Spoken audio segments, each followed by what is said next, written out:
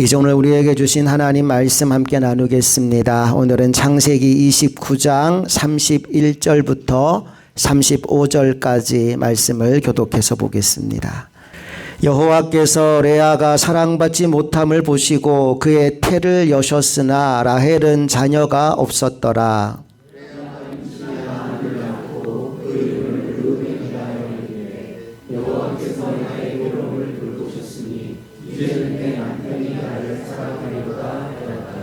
그가 다시 임신하여 아들을 낳고 이르되 여호와께서 내가 사랑받지 못함을 들으셨으므로 내게 이 아들도 주셨도다 하고 그의 이름을 시몬이라 하였으며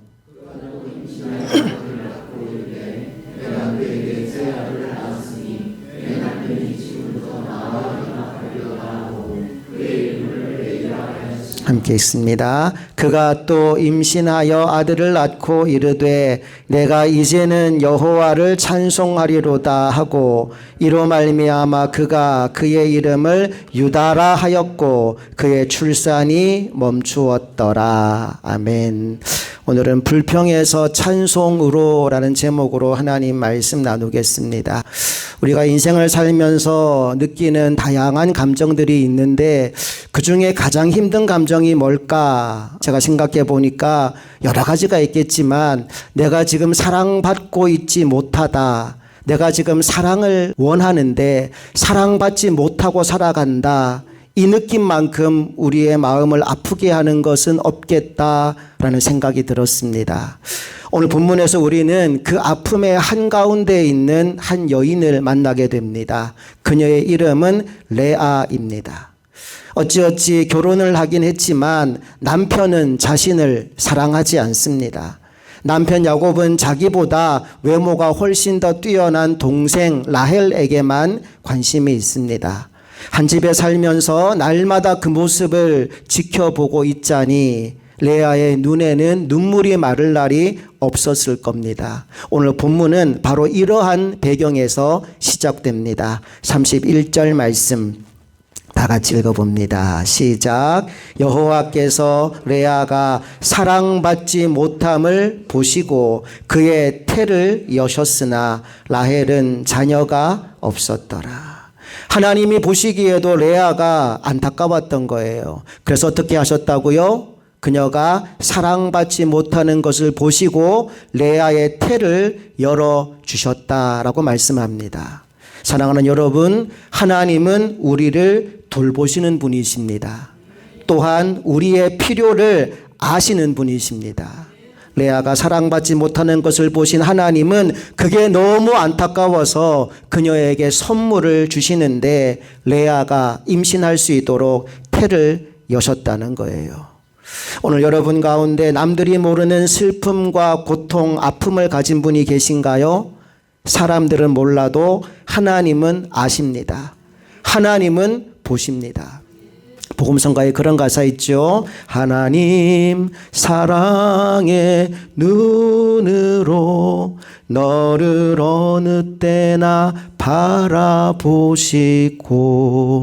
여러분 이 가사처럼 오늘도 하나님은 사랑의 눈으로 나를 바라보고 계십니다. 그 사실을 기억하고 용기를 잃지 않는 여러분 모두가 되시기를 간절히 바랍니다.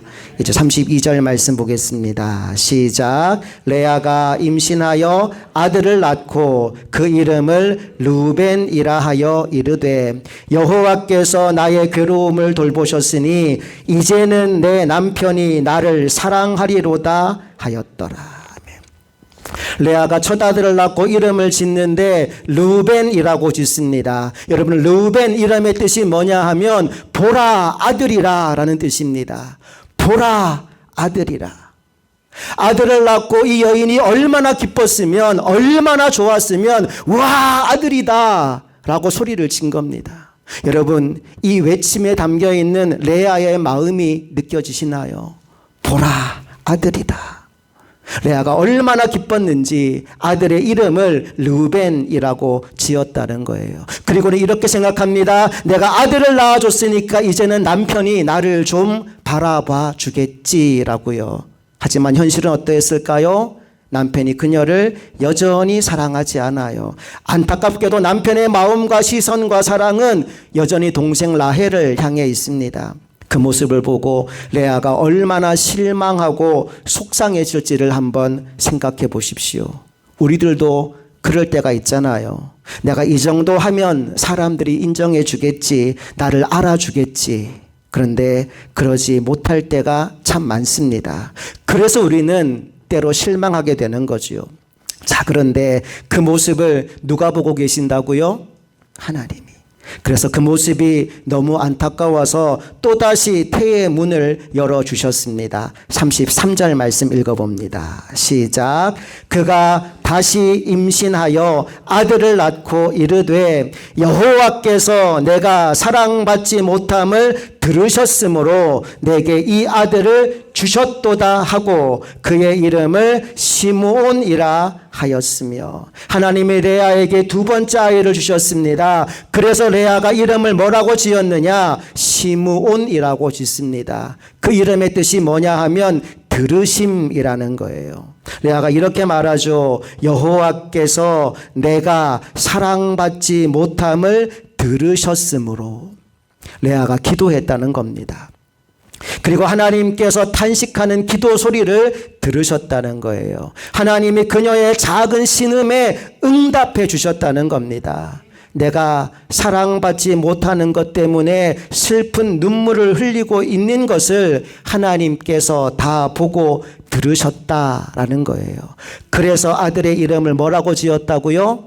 시므온이라고 지었습니다. 나의 기도의 응답으로 낳은 아들이다라는 뜻입니다. 자, 그런데 이게 웬일입니까? 아들을 둘이나 낳아 주었는데도 남편 야곱은 여전히 라헬만 바라보고 라헬만 좋아하는 것 같아요. 그래서 얼마 시간이 지나지 않아 또다시 레아의 마음이 슬퍼집니다. 위로의 하나님이 그녀에게 세 번째 아들을 주시는데 34절로 가보겠습니다. 시작. 그가 또 임신하여 아들을 낳고 이르되 내가 그에게 새 아들을 낳았으니 내 남편이 지금부터 나와 연합하리로다 하고 그의 이름을 레위라 하였으며, 셋째 아들 낳고 이름을 뭐라고 지었어요? 레위라고 지었습니다. 그 이름의 뜻이 뭐냐 하면 연합이라는 뜻입니다. 이제는 나와 연합할 것이다. 이제는 나와 한 몸이 될 것이다. 누가요? 내 남편 야곱이. 아들을 셋이나 낳아 주었으니 나를 혼자 두면 안 되지. 나를 외면하면 안 되지. 연합이라는 이름의 뜻으로 레위라는 이름을 지어줬어요. 자, 그런데 여러분, 연합이 이루어질까요? 안 이루어질까요? 안 이루어져요. 아들을 셋이나 낳아 주었음에도 불구하고 남편 야곱의 마음은 여전히 동생 라헬에게 가 있는 겁니다. 어쩌면 레아는 사랑을 갈구하는 여인이었는지 모릅니다. 특별히 남편의 사랑과 관심을 갈망하고 있었어요. 그런데 현실은 너무나 달랐습니다. 아무리 기도해도, 아무리 노력해도, 아무리 좋은 결과물을 내어놓아도 상황은 전혀 바뀌지가 않는 겁니다. 어쩌면 이로 인해 레아는 깊은 절망의 시간을 보내고 있었는지도 모를 일입니다. 오늘 여러분 가운데에도 달라지지 않는 현실 때문에 힘든 시간을 보내고 있는 분들이 계실 겁니다. 아무리 노력해도 변하지 않는 자녀들, 여전히 무뚝뚝한 남편, 나를 무시하는 직장 분위기, 해결되지 않는 경제적인 어려움, 수년째 이어지는 건강상의 문제들, 우리들도 그 앞에서 때로 지칩니다. 그래서 레아처럼 말하죠. 하나님, 왜 아무것도 달라지지 않는 겁니까? 하나님, 왜 아무것도 변하지 않는 겁니까? 이제 그 레아를 위로하듯 하나님은 또 다른 아들을 선물로 주십니다. 35절로 가보겠습니다. 시작. 그가 또 임신하여 아들을 낳고 이르되 내가 이제는 여호와를 찬송하리로다 하고 이로 말미암아 그가 그의 이름을 유다라 하였고 그의 출산이 멈추었더라. 이제는 여호와를 찬송하리로다. 유다 이름의 뜻이 뭘까요? 찬송입니다.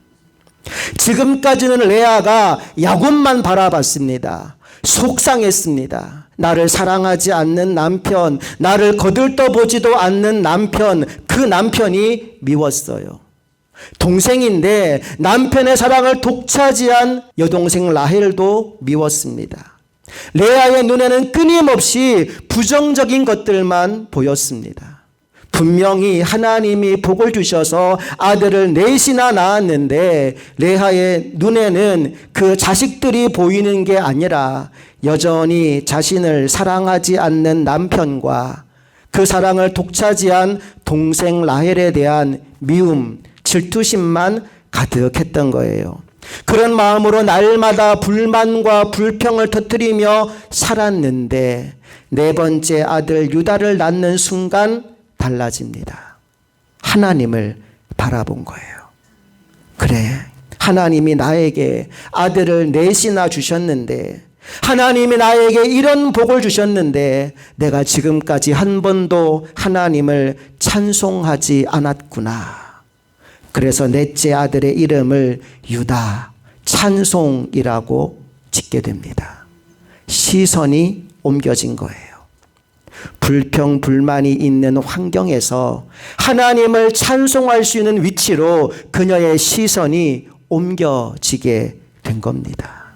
여러분 신기하지요? 환경은 하나도 달라지지 않았어요. 그런데 고백이 바뀌자 마음이 달라지고, 마음이 달라지자 인생이 변화되기 시작했다는 거예요. 이런 글을 읽은 적이 있습니다. 감사의 힘에 관한 글이었는데 평소에 깊은 우울감으로 괴로워했던 한 사람이 병원에 가서 상담을 받은 겁니다. 정신과 의사가 이렇게 말했대요. 감사일기를 쓰십시오. 매일 3가지씩만 감사한 것을 기록해 보십시오. 이분이 돌아와서 숙제하듯이 억지로 감사일기를 시작했대요. 처음에는 쓸 게 없으니까 밥을 먹었다, 남편이 일찍 돌아왔다, 안 깨고 잘 잤다, 이렇게 쓰기 시작한 거예요. 그런데 그렇게 날마다 감사일기를 쓰며 한 달을 보냈는데 그 후에 놀라운 일이 벌어집니다. 그 내담자가 의사를 찾아와서 이렇게 말하더래요. 선생님, 환경은 그대로인데 제 마음이 달라졌어요. 여러분, 환경이 먼저 바뀌는 게 아닙니다. 시선이 먼저 바뀌어야 합니다. 오늘 레아의 시선이 바뀌었습니다. 이제는 남편이나 경쟁자 라헬이 아니라 하나님을 바라보게 된 겁니다. 그때부터 그녀의 인생이 달라지게 돼요. 그리고 그 자녀들의 미래가 달라지게 됩니다. 여러분, 야곱에게 12아들이 있었는데 그 중에 누가 하나님의 선택을 받았을까요? 맏아들 루벤일까요? 아닙니다. 나중에 애굽의 총리가 된 요셉일까요? 아닙니다. 그럼 누가 선택받았을까요? 바로 레아의 4번째 아들인 유다를 하나님이 선택하십니다. 그 혈통을 통하여 다윗 왕이 나게 하시고 그 혈통을 통하여 메시아이신 예수 그리스도가 이 땅에 오게 하셨습니다. 레아가 하나님께 시선을 돌리고 찬송하기 시작한 그 순간 하나님은 메시아의 오실 길을 활짝 여셨던 것입니다. 사랑하는 성도 여러분, 하나님은 불평이 찬송으로 바뀌는 그 자리를 통하여 일하시는 분이십니다. 그렇다면 오늘 우리들의 삶을 한번 들여다봅시다. 여러분, 우리는 지금 무엇을 바라보며 살고 있습니까? 혹시 답답한 현실, 변하지 않는 상황만 바라보면서 탄식하고 있지는 않습니까? 이제 우리의 시선이 옮겨지기를 원합니다. 환경이 좋아져야 찬송하는 게 아닙니다.